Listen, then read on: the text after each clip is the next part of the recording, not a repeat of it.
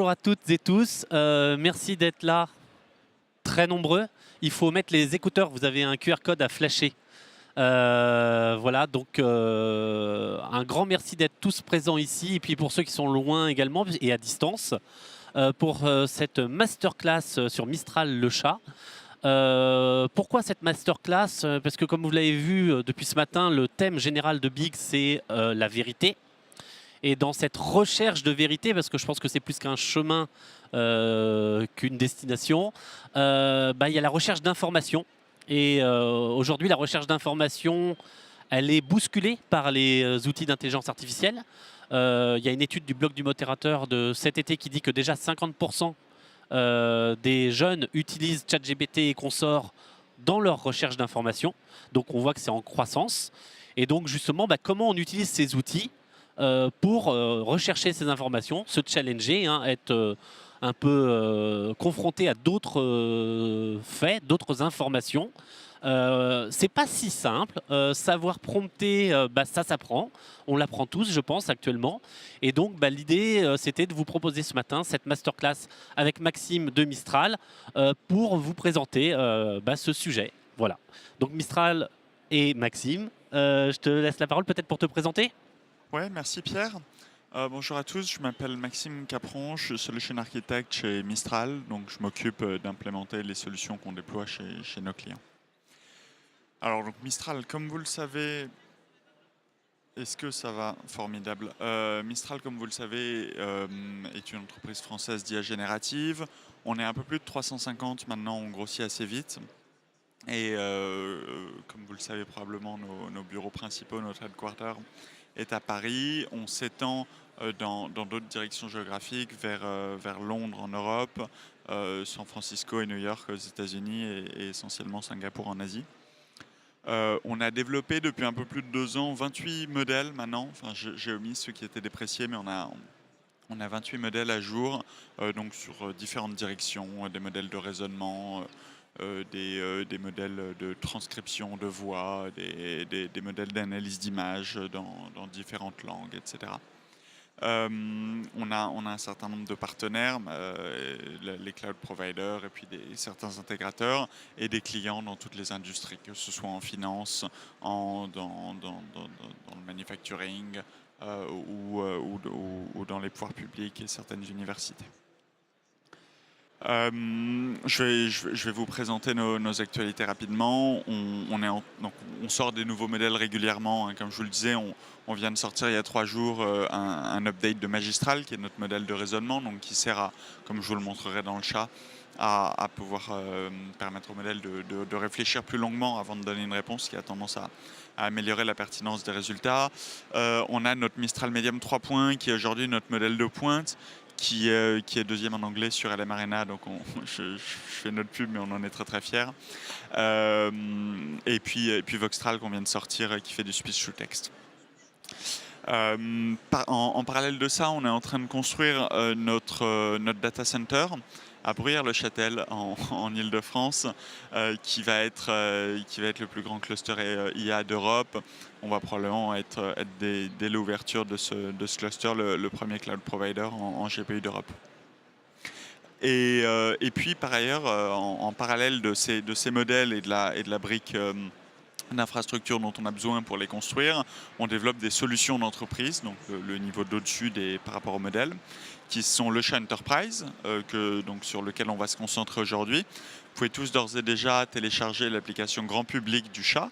Ça vous permettra d'avoir une alternative française à ChatGPT et aux autres. Et puis par ailleurs, évidemment, le gros de notre business, c'est de vendre cette solution pour les entreprises. On est quand même essentiellement une boîte de B2B aujourd'hui. Et on fournit aux entreprises une plateforme d'IA générative qui leur permet à la fois d'avoir un assistant conversationnel et de développer des use cases un peu plus de pointe on top de ça. Donc le chez Enterprise, récemment, on a sorti Deep Research, des connexions avec MCP, qui est un peu le sujet à la mode du moment.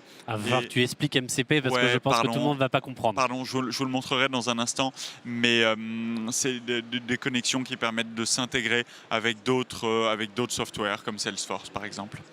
et les mémoires donc, qui permettent au chat de mieux comprendre qui vous êtes et de retenir des informations sur vous pour mieux vous aider dans vos interactions futures avec. Donc le chat Enterprise qui est vraiment l'application de productivité pour tout le monde, et puis Mistral Code qui est une application orientée développeur vraiment là, qui permet aux développeurs informatiques de faire de la complétion de leur code, donc de leur suggérer la phrase ou la ligne d'après quand ils sont en train d'éditer du code, de créer des agents pour le code et tout ça dans leur interface de développement. Donc voilà, on a construit ces deux interfaces-là standards, il y en aura peut-être d'autres, et puis toute une suite de produits custom pour nos clients. Parce que juste pour que, tu l'as bien dit, mais pour le rappeler, c'est qu'aujourd'hui, c'est vrai, le business model, le métier de Mistral est essentiellement tourné vers les entreprises et la co-construction d'intelligence artificielle ou la personnalisation d'intelligence artificielle pour ces entreprises. Voilà, comme, excusez-moi, mes slides sont décalés, ça nuit au perfectionniste qui est en moi, mais comme vous le voyez là, on a une stack technologique de base qui s'appelle la plateforme, qui permet d'exposer les modèles et qui se base sur une infrastructure d'IA. Qui peut être déployé d'ailleurs sur différentes infrastructures, qui peut être serverless, c'est-à-dire en SaaS sur notre infrastructure pour des clients qui n'ont pas envie de la manager, ou qui peut être sur un cloud, ou qui peut être on-prem, ou même on est en train de travailler de plus en plus à se mettre sur des devices portables pour que le calcul soit fait dans les appareils directement, ce qui peut être utile à la fois pour le grand public éventuellement, mais surtout pour tout un tas d'applications industrielles compliquées. Donc ça, c'est vraiment la base technologique. Au-dessus de ça, on a des produits, le chat Mistral Code, et au-dessus de ça, on vend à des entreprises des services d'IA personnalisés, applicatifs. Et c'est un peu ce que tu fais toi. Et c'est ce que je fais moi. Je travaille avec des clients qui ont envie d'avoir des applications d'IA de pointe. Donc on va, maintenant je peux le citer puisque notre relation avec eux est assez publique, chez ASML, pour aller résoudre les problèmes les plus compliqués de physique à l'aide de l'IA. On va à la CMA-CGM, ils n'ont jamais déchargé leur conteneur plus vite qu'avec Mistral. Voilà, on va chez différents clients et on essaye de se rapprocher de leurs problèmes les plus compliqués sur lesquels l'IA peut vraiment avoir une valeur ajoutée pour montrer la valeur de nos solutions. Donc voilà, les points importants, c'est entièrement personnalisable. On a 28 modèles et vous l'imaginez, on a un lab d'IA qui est le meilleur en Europe, qui nous permet de customiser les modèles, d'aller jusqu'à faire du pré-entraînement pour ceux qui connaissent quand c'est nécessaire pour nos clients. Donc on a une stack très ouverte et on peut vraiment jouer avec, déployable sur différentes infrastructures et engagé pour la réussite de nos clients. Très clair. Donc on va faire un petit deep dive sur le chat Enterprise parce que j'imagine que c'est ce qui vous intéresse. Enfin, en tout cas, ça m'intéresse que vous vous précipitiez tous sur le chat à la fin de cette conférence. L'idée ici, c'est que je vais vous le présenter en quelques lignes et puis ensuite je vais essayer de vous montrer quelques démos de prompts que j'ai fait pour cette conférence, qui sont amusants et qui montrent bien l'étendue de nos fonctionnalités. Donc effectivement, le premier point, c'est sur le chat, c'est d'avoir une assistance générale par IA, d'avoir quelque chose qui est capable de répondre à vos questions, de vous créer des images pour votre marketing, de faire des recherches sur Internet. Ça, c'est toute la brique dont vous avez l'habitude avec ChatGPT, Perplexity et les autres. L'idée ensuite, quand on vend le chat à des entreprises, ça va être d'avoir toute la brique Enterprise Readiness que je vous passe parce que c'est pas le plus amusant, mais évidemment on a besoin d'avoir du SSO tout ce qui va être lié à la sécurité de l'usage également. Voilà, tous les prérequis dont les entreprises ont besoin en termes de cybersec et de compliance par rapport à leur process et d'intégration dans leur environnement IT. Et puis ensuite, on va essayer de développer des features le plus possible qui à nouveau parlent Des fonctionnalités. Des fonctionnalités, il faut arrêter les anglicismes, je suis assez d'accord que c'est pénible. Mais je n'y arrive pas, mais Pierre va me corriger. Des fonctionnalités, pardon, qui sont pertinentes dans le milieu de l'entreprise. Donc le premier, évidemment, comme Pierre l'a un peu teasé, comme Pierre l'a divulgaché tout à l'heure, c'est l'intégration de connaissances de votre entreprise via différents connecteurs. Donc ça, c'est vraiment le point important, c'est réussir à se rapprocher des sources de vérité de votre entreprise par l'intermédiaire de connecteurs qui évidemment vont aller chercher la donnée là où elle est parce que tout est segmenté, vous allez avoir des informations qui vont être dans vos Google Drive, dans vos mails, dans votre SharePoint pour ceux qui utilisent Microsoft, dans Notion pour les startups. Enfin, vous voyez, vous avez dans Salesforce pour tout le monde. Vous avez un éventail de puits de connaissances très large. Et l'idée, c'est d'aller s'intégrer avec toutes ces sources pour que l'IA ne soit pas limitée au fait qu'elle a appris pendant son entraînement, parce que à ce moment-là, vous faites appel à des souvenirs un peu lointains, mais d'aller chercher vraiment l'information à la source précise dans le cas de votre entreprise qui a accès à toutes vos données internes pour pouvoir vous la restituer et gagner du temps dans la recherche. Donc ça, c'est vraiment le point qui intéresse nos clients enterprise et sur lequel on se développe beaucoup en ce moment. En parallèle de ça, vous avez aussi la possibilité de créer vos propres bibliothèques de documents directement dans le chat, ce qui vous donne des fonctionnalités additionnelles encore. La création d'agents, c'est quelque chose qui revient beaucoup dans des usages d'entreprise comme ça. Vous avez envie d'avoir votre agent qui va pouvoir bien maîtriser une tâche.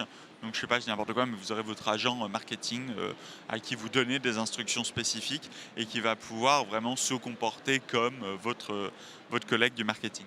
Et ça, c'est, je pense, quelque chose pour tous ceux qui ont commencé un peu l'aventure du prompt, de frustrant, c'est que à chaque fois que je veux refaire quelque chose que j'ai déjà fait, je dois refaire le prompt. Et les agents, justement, permettent entre autres de répondre à cette problématique, puisque je peux enregistrer finalement cette façon de travailler que j'ai et les réutiliser au fur et à mesure. Voilà, c'est le but, effectivement. Je vous le montrerai si ça vous intéresse. Mais effectivement, l'idée, c'est de templatiser des comportements fréquents que vous attendez de vos modèles pour leur donner par défaut accès à un certain nombre d'outils et des instructions pour qu'ils puissent travailler le plus possible sans vous. Bon, puis je vais accélérer un peu. L'analyse de fichiers, évidemment, c'est quelque chose d'indispensable, de pouvoir juste uploader des fichiers et d'obtenir une réponse. Des sandbox pour l'exécution de code qui vous permettent de... C'est pas une feature pour codeurs, hein, je vous le dis tout de suite. C'est utiliser les fonctionnalités des modèles qu'ils sont capables d'écrire du code pour vous générer des graphiques, pour vous générer des agrégations de données. C'est votre data analyst, si vous voulez, ou votre business analyst in-house dans votre logiciel d'IA.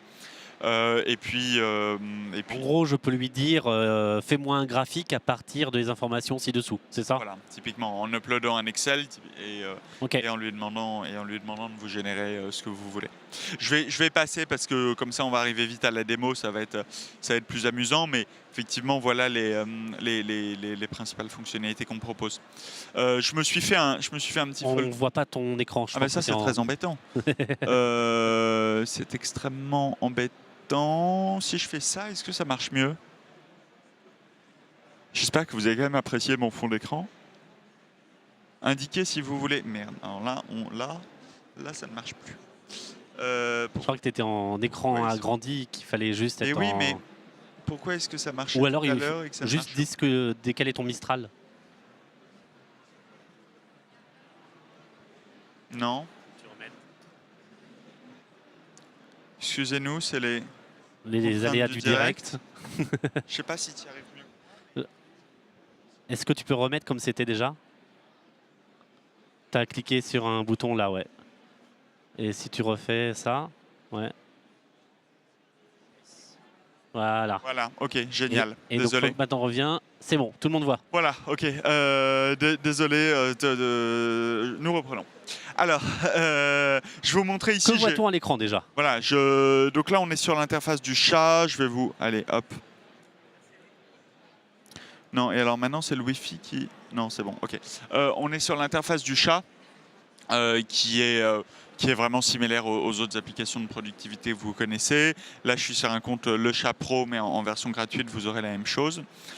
Et puis, je me suis fait un petit folder là, que je vais parcourir avec vous pour vous montrer un certain nombre de fonctionnalités. Donc, tu as créé une base de connaissances dans laquelle... Pas encore. Non. Pas encore. Là, on est vraiment à des conversations. Là, c'est des conversations que j'ai regroupées dans un folder, si vous voulez, comme sur votre téléphone, un groupe d'applications. Vous pouvez regrouper des conversations entre elles. Ça me permet de les mettre au même endroit pour pouvoir vous les montrer. Mais c'est pas le plus crucial. L'idée, c'est de pouvoir réutiliser ces conversations. Voilà, c'est ça. Donc typiquement ici, je commence par lui demander, je fais ça en venant là ce matin, quel est le thème principal de la conférence Baby Big de cette année. Donc, vous voyez que là, simplement, c'est pas la... Tout va mal parce que c'est pas BPI, c'est BPI France. Donc BPI comme France, quoi ça marche bien parce que ça a quand même trouvé. Mais là, on est sur quelque chose d'assez courant avec les LLM. Je suis sûr que vous avez déjà fait ce genre de requête. Mais on a un modèle qui réfléchit à ce qu'il doit faire, qui comprend que faut faire une recherche internet parce qu'il n'a pas cette information dans ses... Tu as cliqué sur quelque chose de très intéressant et que moi j'ai mis 2 jours à comprendre qu'il y avait ce petit bouton. Donc ce petit bouton qui vient de cliquer, Maxime, c'est ce qui vous permet de comprendre ce qui s'est passé. Donc c'est très intéressant. Oui, si vous voulez, là ça vous montre la recherche internet qui a été faite typiquement. Et donc voilà, il peut aller chercher sur le site de la BPI, il vous montre les sources là. Donc ça, c'est quelque chose qui apporte évidemment beaucoup de confiance à l'utilisateur parce qu'il voit qu'il n'a pas en face de lui un LLM qui est en train d'halluciner, mais qui peut vraiment cliquer sur une source et aller dessus. Je ne vais pas provoquer l'Internet, donc à mon avis, ça s'ouvre quand même. Mais voilà, il peut cliquer dessus et voir ce qui se passe. Et puis, il a une réponse qui se base sur ce qu'il a trouvé sur Internet pour lui répondre. Donc là, on a le LLM du chat, Mistral Medium 3. quelque chose, et un outil qui est l'accès à Internet qui travaille ensemble. Exactement, ouais. C'est-à-dire que vous avez un LLM qui a des connaissances propres en tant que tel. Si vous lui dites bonjour, comment ça va, il va vous répondre, mais qui est aussi capable d'appeler un certain nombre d'outils. Et c'est là que ça rend la chose intéressante parce que... si je vous lâche dans la nature, vous allez être moins fort que si vous avez à disposition un moteur de recherche Internet, une calculette et un ordinateur. C'est à peu près la même idée. C'est-à-dire que là, on donne accès à un modèle, à des outils qui sait utiliser et qui vont lui permettre de fournir des réponses meilleures. On peut continuer. Je lui demande quels sont les grands thèmes d'IA à aborder. Donc là, vous avez une idée de la même chose. Il va chercher sur différents sites de la BPI, des médias, pour vous donner une réponse. Et puis alors là, je m'en sers comme assistant personnel. Je lui demande à quelle heure est prévue mon intervention à la conférence. Bon, rassurez-vous, je le savais, j'étais déjà dans le taxi et donc j'allais arriver. Mais il peut chercher dans mon calendrier ou dans mes mails et donner la réponse à la question. Plus globalement, on a un set, si je quitte ma page là une seconde et que je vous montre les connecteurs, on a un ensemble de connecteurs vers GitHub, vous voyez, pour les codeurs, Gmail, Calendar, Google Drive, des solutions Microsoft, pour vous permettre de vous connecter à ces différents services.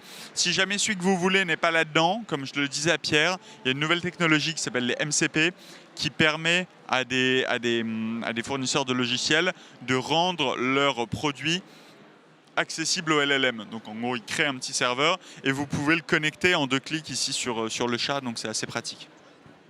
Juste, je pense que c'est le moment où il faut expliquer que ce protocole MCP, c'est en gros les grands acteurs de l'intelligence artificielle et les grands éditeurs de logiciels qui se sont mis d'accord sur un langage, une façon de communiquer entre les LLM, les outils d'IA générative, et ces bases documentaires qui se trouvent dans ces logiciels. Ouais, maintenant, effectivement, la MCP, c'est un standard du marché et ça permet à n'importe quel fournisseur de logiciels, demain, si vous créez une app un peu compliquée que vous avez envie de rendre accessible par IA, de créer un serveur qui permet aux IA de s'y connecter. Donc voilà, ces différents connecteurs, effectivement, permettent d'apporter beaucoup d'intelligence au système d'IA. Et donc là, typiquement, en l'occurrence, de me dire quand est-ce que je devais être ici. Bon, par provocation, j'ai un peu continué la même conversation. Quel est le thème? Qu'est-ce que je dois faire? Et donc là, bon, voilà, vous voyez qu'il retrouve sur le site de la BPI mon intervention et puis me donne quelques conseils de comment préparer cette démo. Je vais vous montrer maintenant une feature plus récente qu'on a construite, que je trouve très, très sympa, qui est Deep Research. Alors quand vous cliquez ici dans le chat, sur le petit bouton Research, Recherche en français, il existe. Moi, je recherche, l'ai vous en pouvez mettre français. le chat en français. Oui, voilà. J'ai travaillé longtemps pour un éditeur de logiciels qui n'existait pas en français et c'était très frustrant pour beaucoup de nos clients. Donc, Tous les boutons sont en français. s'il vous plaît, mettez le chat en français ou en italien ou dans la langue que vous voulez, mais ça existe en plein de langues.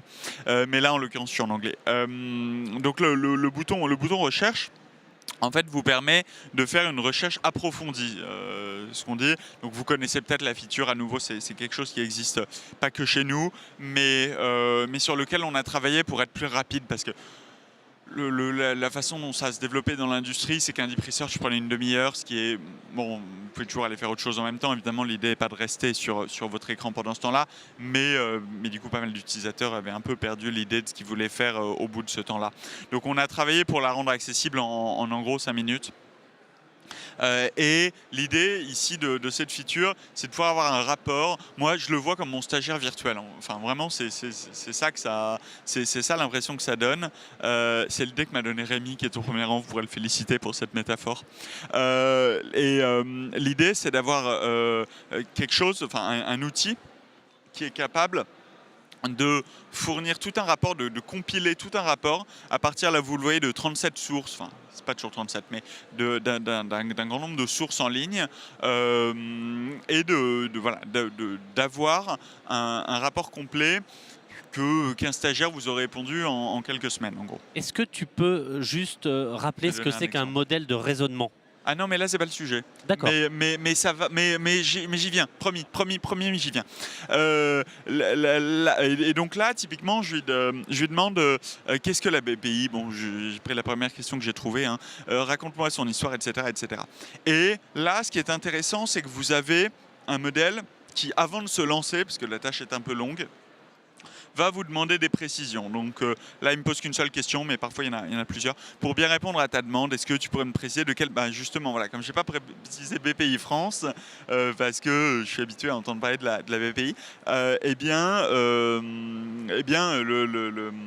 Mistral, le chat me demande de quel BPI tu parles. Bon, donc je lui dis, oui, c'est bien la Banque publique d'investissement en France.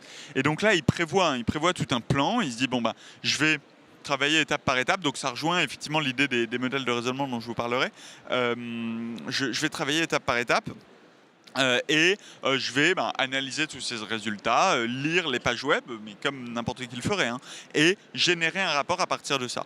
Donc là, je vous passe les 5 minutes, évidemment. Juste une chose, je crois que contrairement à beaucoup de vos concurrents, on a possibilité d'être acteur de cette partie du plan, où je peux lui demander de retravailler le plan avant qu'il se lance. Ouais, vous pouvez éditer le plan, si vous voulez. Ça, c'est quelque chose... Je suis pas d'accord avec l'étape 4, je peux lui dire non, tu vas pas faire ça, tu vas faire autre chose. Vous pouvez éditer le plan si vous voulez. Moi, j'ai tendance à le laisser, mais effectivement, c'est éditable. Donc ensuite, là, vous le voyez, qui fait ses différentes recherches. Donc, comme disait Pierre tout à l'heure, c'est intéressant de voir le modèle, en fait, réfléchir en temps réel et parcourir différentes étapes. Et donc là, il va faire son plan, faire des recherches web, lire les pages web, réfléchir au fur et à mesure, et puis faire d'autres recherches, etc. Je vous passe tout ça parce que c'est un peu long. Et en sortie, il vous crée ce rapport ici. Je prierai tous ceux qui travaillent à la BPI de me dire si tout est correct ou non. Mais vous avez tout un rapport donc structuré avec une introduction, différents paragraphes, des tableaux. À chaque fois tout sourcé, comme vous le voyez, comme je vous le montrais sur la recherche web tout à l'heure. Évidemment, vous avez les sites web qui apparaissent, que vous pouvez consulter si vous voulez aller plus loin, et une conclusion à la fin. Et tout ça, c'est exportable, c'est-à-dire que vous pouvez, si je retrouve le bouton, cliquer sur ce bouton qui vous donne un export PDF que vous pouvez partager à vos collègues ou quoi que ce soit. L'idée, c'est vraiment d'avoir un travail qui est moins du peut-être du one-shot, comme vous avez l'habitude de faire avec des LLM, où vous avez votre réponse et puis vous partez faire autre chose, mais vraiment de compiler un travail avec plus de fond et un peu plus de long terme. Et ça rejoint vraiment le thème aujourd'hui de la journée, hein, c'est comment on peut vérifier ces informations et pas prendre pour argent comptant ce que nous propose le chat et les autres d'ailleurs. Donc c'est vraiment ça qui est intéressant, c'est que ce rapport, comme tu le dis, chaque élément est sourcé et donc on peut aller le vérifier. Je fais une digression, je ne sais pas si ça vous intéresse, mais quand vous regardez la publicité de nos concurrents, souvent américains et chinois, c'est la course à l'AGI qui les intéresse. Et nous, on le fait aussi. Enfin, on veut avoir les meilleurs modèles, il n'y a pas de souci là-dessus. Mais en France et en Europe, je pense qu'on a un positionnement un peu différent. On a une tradition de journalisme, d'exactitude des faits, d'aller chercher l'information à la source, qui fait qu'on ne peut pas exactement se comporter de la même manière. On a cette attitude d'aller confronter l'information qu'on retrouve à des faits et voilà, une vision de voir le monde qu'on essaye de propager dans nos outils pour avoir ce positionnement-là un peu plus moins futuriste, mais vraiment basé sur les sources de connaissances qu'on a. Très clair. Je continue sur une autre conversation, là simplement pour vous montrer. Non, si j'ai du Wi-Fi. Ok, pardon, alors c'est toujours un peu risqué de faire des démos qui nécessitent Internet, mais c'est bon, j'y suis arrivé. Pour vous, ici, un exemple un peu plus rébarbatif, mais je n'avais pas envie de lire le bilan d'activité de la BPI, vous m'excuserez à nouveau pour ceux qui y travaillent. Cependant, j'avais envie de savoir combien la BPI avait octroyé de crédit l'année dernière, mettons. Et donc, simplement, en faisant un copier-coller, enfin en faisant un drag and drop, j'ai pas l'expression en français, de ce document, voilà, merci, un glisser-déposer de ce document sur le chat, vous voyez que vous avez quelque chose qui est capable de vous répondre. Et là, il y a un autre outil qui rentre en jeu, c'est un outil qui analyse les documents et qui comprend les textes qui sont même dans des images. Exactement, on a sorti d'un modèle d'OCR, donc de lecture d'images qui permet de faire ça. Et puis là, voilà, globalement, simplement lire un PDF et pouvoir récupérer de l'information. Donc ça, c'est très pratique pour récupérer de l'information. À propos de ça, vous avez un outil qui s'appelle les librairies. Ici, dans lequel j'ai qu'un document, donc c'est pas à nouveau ce bilan d'activité, donc c'est pas aussi ambitieux qu'on pourrait le faire, mais dans lequel vous pouvez glisser des centaines ou des milliers de documents et avoir vraiment votre base de connaissances que vous construisez, sur laquelle vous pouvez poser des questions. Je pourrais très bien imaginer avoir une base de connaissances, mes factures, etc., une autre, mes appels d'offres, mes contrats et ainsi de suite, pour pouvoir ensuite, en fonction des usages, appeler ces documents au bon moment. Oui, typiquement. Et que vous pouvez partager. Donc une librairie, vous pouvez avoir plusieurs librairies, mais chaque librairie, vous pouvez la partager à vos collègues, que ce soit simplement pour qu'ils la voient ou que ce soit pour qu'ils puissent agir dessus. Donc on a une plateforme collaborative. Si vous voulez, l'idée, à nouveau, comme on vend à des entreprises, c'est vraiment cette notion d'équipe. C'est pas simplement chacun peut utiliser son chat dans son coin, mais c'est vraiment d'avoir un outil sur lequel vous pouvez travailler ensemble et avoir accès à de l'information ensemble, à partager à vos collègues, etc. J'avais peut-être une dernière conversation à vous montrer que je trouvais amusante. Alors là, je lui demande quelles sont les dernières news de l'IA générative en France. Alors là, on rentre dans une recherche qui est un tout petit peu différente, où on cherche vraiment de l'actualité. Donc là, l'idée, c'est d'avoir... je ne vais pas me répéter, mais d'avoir de l'actualité. Et dans ce cadre-là, on a passé un partenariat avec l'AFP en France. On a l'équivalent avec la Société de presse aux États-Unis. L'idée, c'est vraiment d'avoir les dernières informations factuelles qui viennent de l'AFP, si vous ne connaissez pas, j'imagine que la plupart connaissent, mais qui est une agence de presse qui fournit la plupart des médias en France. Et donc d'avoir accès à cette source d'information en temps réel pour pouvoir à nouveau avoir accès à du fait le plus objectif possible. Alors, ils font aussi de l'édition, l'AFP, mais enfin, ils essayent en tout cas d'être le plus neutre possible. Et donc, dans le cadre de ce partenariat, je peux avoir tout un tas de news. Je regrette qu'ils parlent d'OpenAI en premier, mais enfin bon, c'est comme ça. Et à nouveau, à la fin, vous avez des sources qui peuvent être des sites web et qui sont aussi des dépêches AFP sur lesquelles vous cliquez et vous avez accès à la dépêche. Donc ça, à nouveau, dans le cadre de notre démarche de factualisation, c'est intéressant. Et un des cas d'usage qu'on peut faire avec l'AFP, c'est de la recherche, de la détection de fausses informations, ou en tout cas de la vérification d'informations. C'est quelque chose qu'on fait pour un certain nombre de clients, je vous le présenterai dans une minute. Et donc je me suis amusé à faire ça en me demandant, est-il vrai que Mistral AI ait déménagé son siège à Berlin? Rassurez-vous, c'est évidemment pas vrai. Et donc là, j'ai créé un petit agent de fact-checking que je vais vous montrer qui me répond que, en fait, non. Et donc, je vous montre ça tout de suite. Là, ici, je me suis créé un petit agent fact-checker, donc c'est lui qui m'a répondu. Donc, tu es allé dans le menu agent. Ouais, vous pouvez l'activer dans une conversation simplement en cliquant là sur le petit M. Vous avez cet agent-là qui vous répond. Donc, c'est pour ceux qui n'ont pas suivi le début, à nouveau, c'est une façon d'avoir un outil à qui vous donnez des consignes, et à qui vous donnez des outils et qui va pouvoir se spécialiser dans une tâche donnée. Comme ça, vous n'avez pas besoin de copier-coller le même prompt indéfiniment. Et donc là, j'ai mon petit agent. Je vais vous montrer. Non, pardon. Tac, yep. On veut voir comment ça a été fait, voilà. Je vais zoomer un peu parce que ça ne m'étonnerait pas que vous ne voyez rien à l'écran. Mais donc cet agent ici, je lui donne des instructions. Je lui dis, utilise, à nouveau j'ai tout en anglais, mais vous pourrez le traduire évidemment, ça marche en français. Utilise les outils Web Search et News Search. Donc News Search c'est l'AFP pour vous donner un peu les coulisses de Mistral, enfin du chat, etc. Bon, assure-toi que les sources apparaissent clairement et que tu te bases dessus. Et je lui dis en particulier de ne pas utiliser son savoir personnel.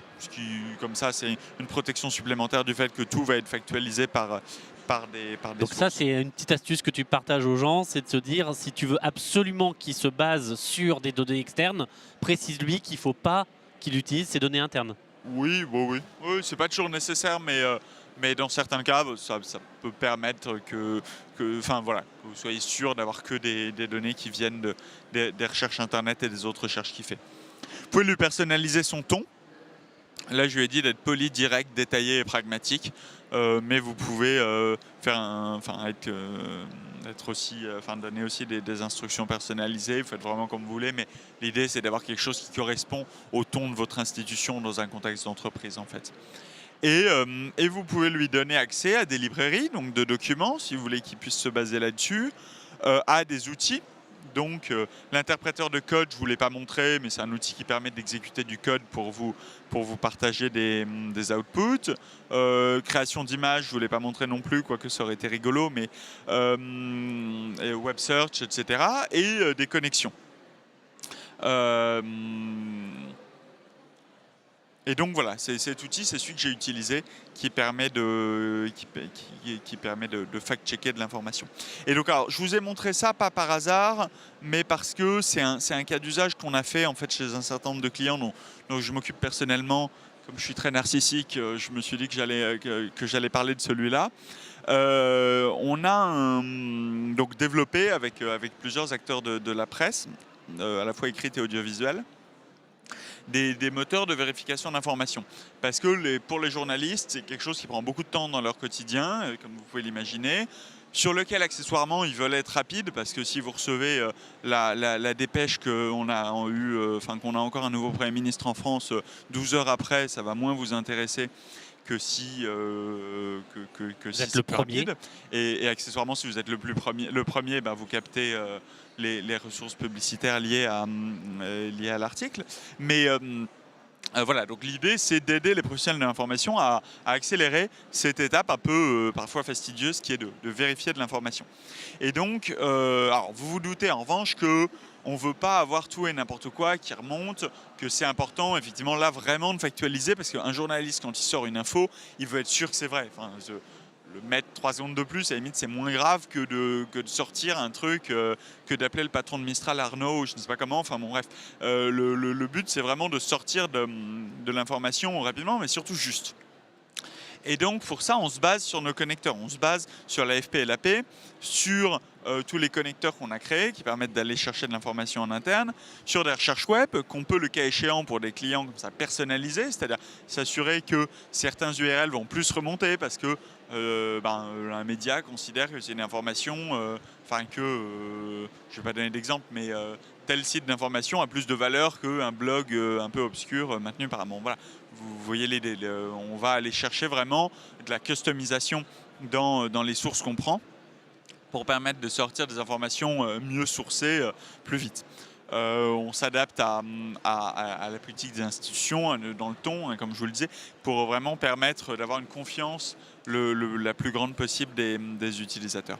Et évidemment, voilà, l'outil permet de gagner en crédibilité, de débroussailler, mais la décision éditoriale reste aux journalistes. On ne veut surtout pas se substituer à des décisions éditoriales parce que bon, c'est plus ou moins la mort du journalisme. L'outil est un outil qui aide à la remontée d'informations, mais ensuite évidemment l'interprétation, la patte humaine reste à ceux dont c'est le métier. Et moi, suite à la démo que tu nous as fait, je me dis que je peux faire à peu près la même chose, peut-être en moins poussé, mais tout seul avec Mistral le chat. Ouais, l'idée c'est que toute la brique, vous voyez, le chat est assez complet, toute la brique standard qu'on a développée est accessible à tout le monde, à la fois aux particuliers et aux entreprises. Maintenant, si vous voulez aller plus loin, construire des agents plus custom qui ont besoin de faire des choses qui nécessitent d'aller plus loin que ce que le logiciel vous permet de faire out of the box, je ne sais pas comment on dit en français. En l'état. En l'état. Sorti de la boîte, c'est moche. Eh bien, à ce moment-là, vous contactez Mistral et on fait des services professionnels qui permettent d'aller développer ce genre de choses. Parfait. Je ne peux pas résister à vous montrer la... Allez, une dernière chose et après on va essayer de prendre des questions parce que le temps passe. On va faire les deux. On va faire les deux en même temps. Je ne peux pas résister à vous montrer la création d'images parce que ça finira cette conférence sur une touche rigolote. Alors je vais poser mon micro une seconde. Si pendant ce temps-là, certaines questions pouvaient se préparer, comme ça je prends les questions en même temps que l'image va se charger, puis on aura ça pour finir. Merci beaucoup Maxime. On a un peu de temps, donc je vous propose de prendre quelques questions et je vous invite à lever la main.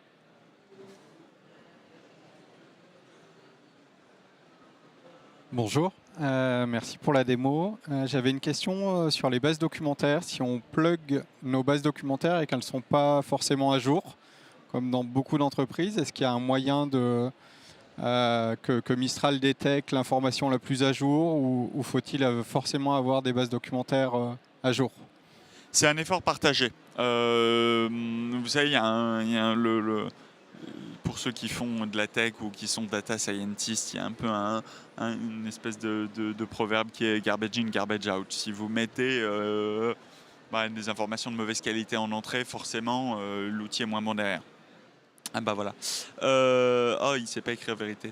Bref, c'est toujours un peu le cas. C'est-à-dire que il y a un effort de netteté de la base documentaire à faire en amont. D'un autre côté, on essaye de faire ce qu'on peut côté le chat pour vous aider. Notamment, s'il y a plusieurs documents qui ont le même nom, on vous prévient au moment de l'upload, ça a l'air d'être le même document, tu ferais mieux de supprimer le précédent, parce que vous vous doutez que si vous en avez deux dans des versions différentes, c'est pas terrible. Donc oui, non, c'est un effort partagé. Nous, on essaye de faire ce qu'on peut pour valoriser votre base documentaire de la meilleure façon possible. Mais évidemment, on sensibilise aussi nos clients au fait que s'il y a des documents qui sont plus à jour, il vaut mieux les supprimer et avoir une bonne hygiène de votre base documentaire en général. Bonjour, merci pour la présentation. J'avais une question. Tu n'as pas abordé vraiment la partie modèle de raisonnement par rapport au LLM. Est-ce que tu peux expliquer peut-être un petit Ouais, peu bien sûr. ce mode Bien d'implémentation sûr, peut-être. excusez-moi, c'est de ma faute. Je ne sais pas si j'en ai un là. Non. Non, oui, l'idée c'est simplement que quand vous cliquez sur Think ici, recherche enfin je ne sais pas comment ça se traduit en français, mais bref, réflexion. Merci Rémi. Quand vous cliquez donc sur réflexion ou sur Think, vous allez avoir un autre modèle simplement. Vous remarquez qu'on n'a pas de choix du modèle en haut à gauche. C'est terrible. Personne n'a envie de choisir un modèle. En revanche, le chat sélectionne le modèle qui est le plus pertinent vis-à-vis de votre requête. Et donc quand vous cliquez sur Think, vous avez un modèle de raisonnement qui est utilisé, qui s'appelle donc chez nous Magistral, qui en fait a été entraîné pour réfléchir parfois un peu longuement à ce qu'il fait. Donc il va générer tout un tas de tokens où il réfléchit au problème, où il se challenge, où il vérifie la réponse qu'il a trouvée, etc. Puis une fois qu'il est sûr de lui, il arrête de réfléchir et là il vous montre une réponse finale. Je ne sais pas si quelqu'un a une idée. Alors ça marche très bien pour les maths, pour le code, pour les énigmes, pour toutes ces choses-là. Bon, j'ai pas d'idée de quoi vous montrer, mais Ça reste au niveau, c'est pas au niveau symbolique, on est d'accord. Ça reste des mécanismes LLM qui s'enchaînent les uns dans les autres, c'est ça? ouais. Oui, c'est-à-dire que l'idée c'est ça va générer du texte. Ça génère du texte, ça va chercher dans plusieurs directions, et une fois qu'il sait là où aller, il vous répond. Donc, par exemple, je sais pas, je vais juste faire une recherche facile, mais euh,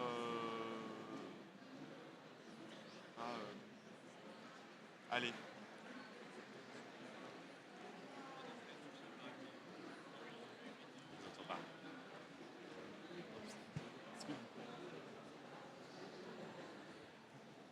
Peut lui demander de planifier un programme d'idées en IA sur les 6 prochains mois. Je pense qu'il faut qu'il réfléchisse pour ça. On n'a pas entendu. Je répète, vous pouvez lui demander de pondre un programme de recherche de R&D en IA sur 6 prochains mois. Je pense que ça l'oblige à réfléchir un peu. Oui, faites-le. Je vous dis pas que ce sera aussi bon que ce que vous faites, c'est votre métier, hein, mais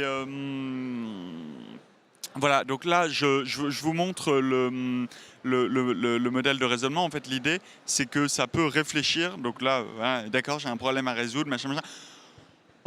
Et donc, il vérifie sa démarche, il vous écrit la conclusion, etc. Bon, je ne sais pas pourquoi il y a ça là, c'est une typo, et donc à la fin, il vous donne bien la bonne réponse. C'est-à-dire que vous pouvez avoir quelque chose qui, comme ça, est capable de réfléchir sur lui-même.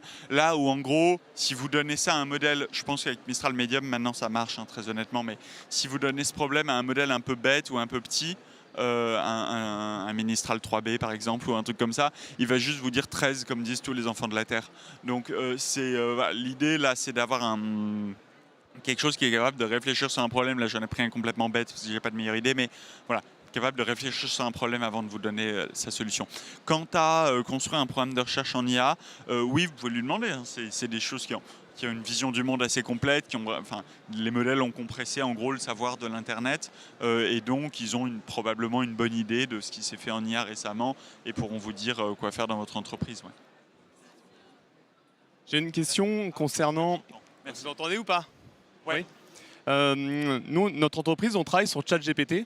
Ouais, c'est mal. Comment on fait pour migrer sur Mistral avec toute la connaissance qu'on a pu engendrer, toutes les conversations qu'on a eues sur le GPT, etc. Est-ce qu'il y a une possibilité, une passerelle pour passer sur Mistral? Ouais, on travaille à ça parce qu'effectivement, c'est une préoccupation de nos clients. Typiquement, les mémoires de ChatGPT, vous pouvez les importer sur Mistral. Ça vous télécharge tout ce que ChatGPT sait de vous. Vous l'importez sur Mistral, comme ça, il perd pas, sur le chat, comme ça, il perd pas en connaissance par rapport à ce que ChatGPT savait déjà de vous. Par ailleurs, vos bases documentaires, si elles sont sur Drive, SharePoint ou autre, bah là c'est facile, il suffit de répliquer la connexion sur le chat. Si c'est des PDF ou quoi que ce soit, vous pouvez facilement les télécharger et les importer dans des librairies sur le chat. Donc oui, la migration est assez facile, enfin, c'est pas aussi compliqué qu'une migration de RP, hein. Ça c'est assez facile. Et puis vous avez Rémi au premier rang qui vous fera le contrat. Bonjour, merci pour la présentation. Vous m'entendez? J'ai une question. En fait, de mon côté, vous avez parlé sur la partie OCR. Et je ne sais pas du tout en fait s'il prend en compte, par exemple, toutes les images. Pardon. Ouais. Là. Vous avez parlé rapidement de la partie OCR. Ouais. C'est quelque chose que vous avez développé récemment? Je sais pas si c'est récent, je sais plus, je crois pas. Je crois que ça a 1 an, ouais. Et oui, on a sorti notre modèle de CR. Alors l'OCR pour tout le monde, c'est vous prenez mettons une facture des années 60, un truc un peu moche scanné, et ça vous extrait le texte de ça. Et donc ouais, on a sorti notre modèle qui fait ça. L'objectif c'est d'avoir toute la stack en Mistral et donc d'avoir des modèles pour différentes capacités.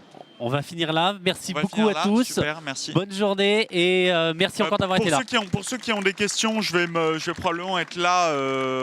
Enfin, peut-être pas ici parce qu'il y aura une autre conférence, mais ou en haut. Venez me parler, il n'y a pas de problème.